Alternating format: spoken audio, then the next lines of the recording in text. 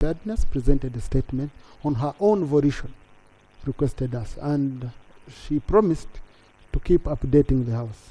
So, Right Honorable, because these questions are questions that would really come in an update that the leaders from that area can easily explain to their people and all of us who have been citizens and all that.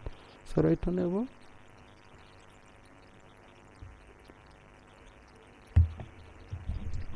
Right Honorable Speaker,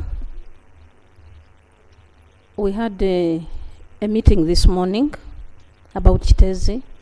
We had a meeting yesterday in Cabinet about Kiteezi, and I requested that you give permission to the Minister in charge of KCCA to come and give a brief or an update on what we have agreed on.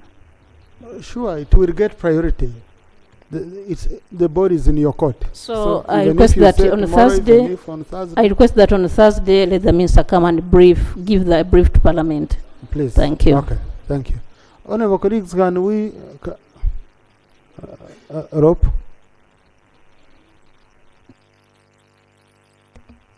Thank you, Right Honorable Speaker.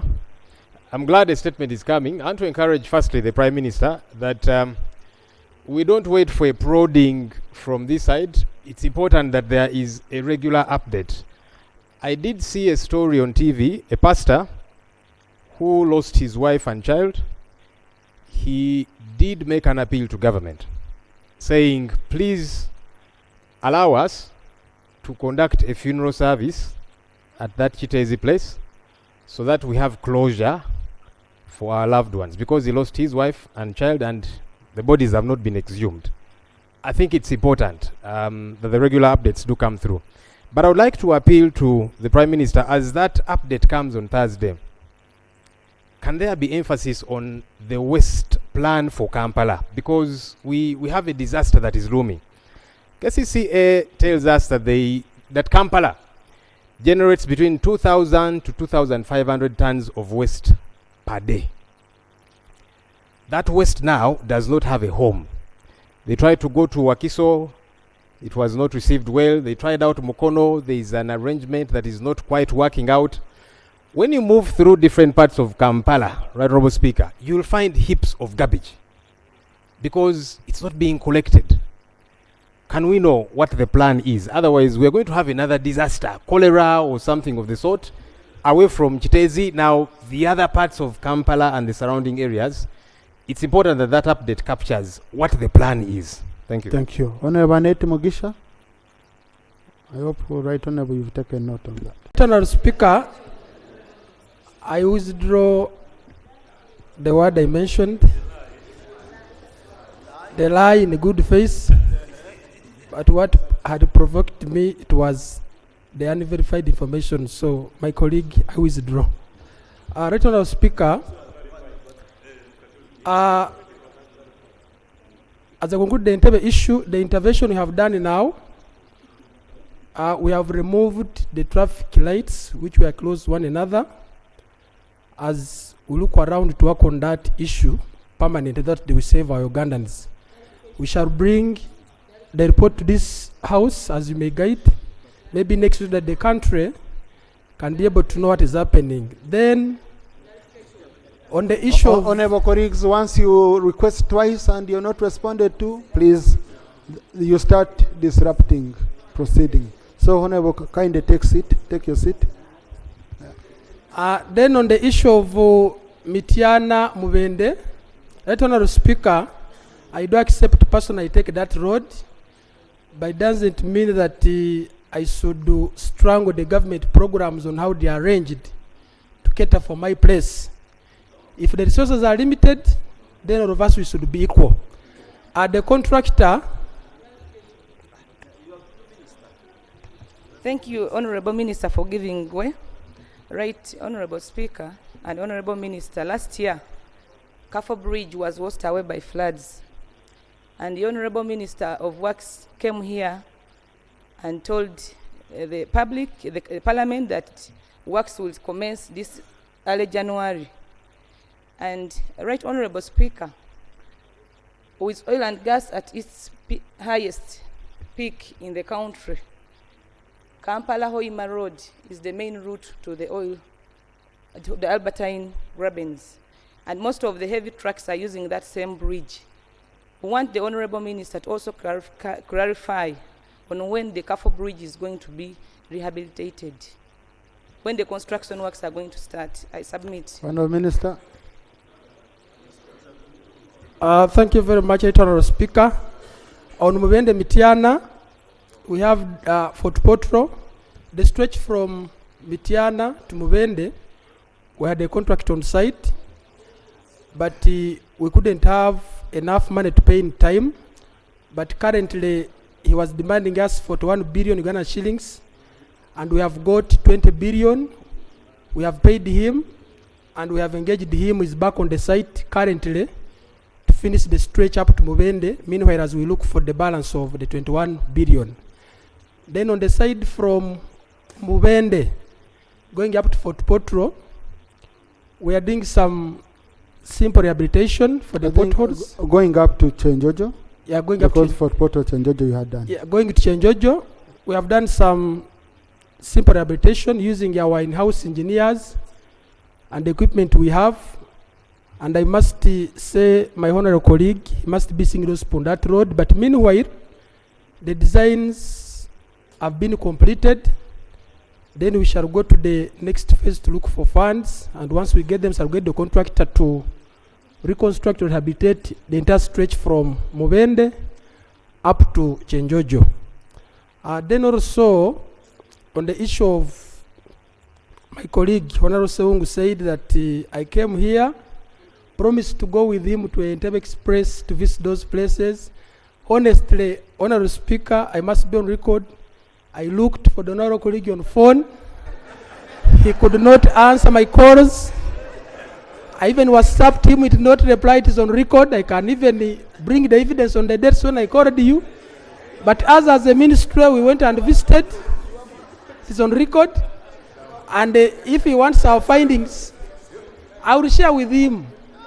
I thought I looked for you, maybe if it was within my means, then I could have made it publicly. But we shall share with you our report on the findings we got. Then lastly, on the Kafu Bridge, let Honorable Speaker, that bridge was washed away.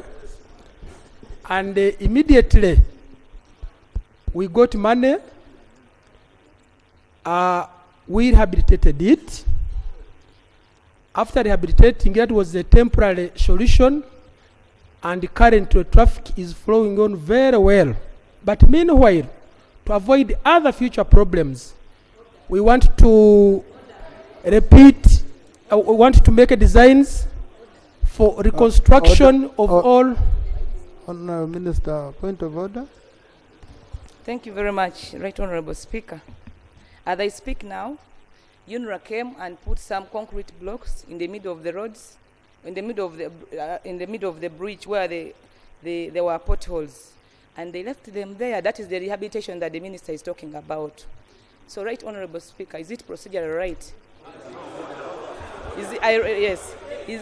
Is the Honorable Minister who works and transport in order to come and lie this Honorable House to misguide this Honorable House that they did renovation of that bridge? Thank you. Now, Honorable, you've just confirmed that they did some rehabilitation yourself by putting whatever they put. It might not have been sufficient. Okay? It might not have been sufficient. But, Honorable colleagues, please, Honorable colleagues, let us listen to the minister on the long-term solution. Okay? Which is, he was reporting on the long-term solution. Look at how best we can support all these efforts. Thank you, Honorable Speaker. As the longer-term solution, because we anticipate, since the weather keeps on changing, the same problem may occur in future, and even it may cut off the road for almost a week, which we don't wish to happen. Currently, we have constituted a team to redesign all those bridges which are on those busy roads, such that we reconstruct them at a given point when floods surface. that they can be able to handle the volumes of waters so that in the future people don't suffer. If my honorable colleague wishes to move with me, and from where she's from there, we can move for a supervision of that bridge which I'm talking about. Together it causes no harm. She's my sister, a good one. Such that I can try to explain with my engineers what we did and also what we intend to do in the future so that you can appreciate. Thank you very much. Thank you. Now, Honorable Minister, I'm receiving many notes from honorable colleagues. They have many issues to do with accidents and the road sector. So, Honorable Mwijuche gave a comprehensive list of issues which we had discussed with the Speaker. And the chairperson, Forum on Transport, Road and Water Safety, Honorable Alex Rwunda, also raised salient issues. I think since you're bringing the report from Kumba, I would request that you look at those issues, okay? You respond to them one by one. We come here and we have a comprehensive debate.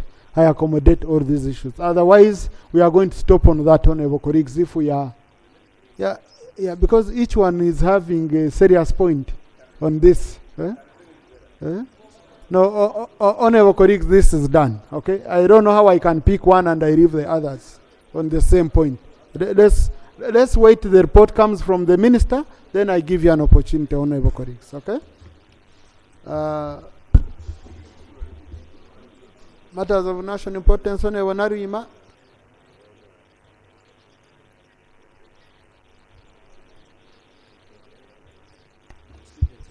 Thank you so much, Right Honorable Speaker. Right Honorable Speaker, on the 10th day of August, when the country had a catastrophe of the Kiteezi Landfill, the following moments, the State Minister for Disaster Preparedness on the 13th day was here to give a way forward and update this Parliament of what could be done and what was being proposed at that time. Right Honorable Speaker, by then over 1,000 people were affected. And as we talk today, Right Honorable Speaker, we are having several of our people still in the camp of Kiteezi, and we are having many of those people being affected that they haven't even gone to school, those especially in higher spaces. Right Honorable Speaker, as we talk, matters are made worse during this rainy season, that by that time, the Kiteezi Landfill had to block the drainage system. And when you get there at this hour, we are having the foul water from the landfill now flowing in other people's residences. Leave the 200-meter buffer zone, those ones who are now in the camp.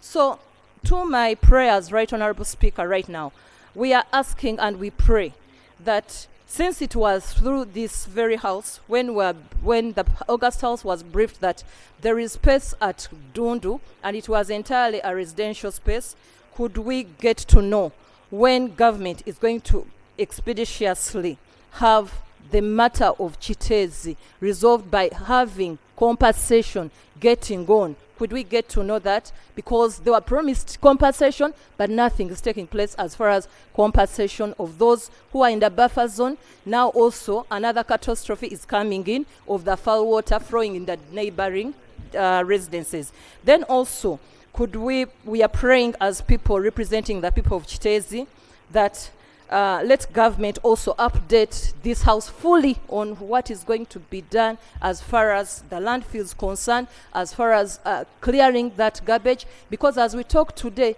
several other people, several other dead bodies are still down in that garbage still field. We also pray that we get an update when KCCA is going to come up with the clearance plan of removing that garbage so that the drainages now are cleared. And finally, Right Honorable Speaker, we pray that really the Kiteezi matter gets more concern and it gets more priority as far as government is concerned. Thank you. Thank you. Honorable colleagues, you remember last time the Prime Minister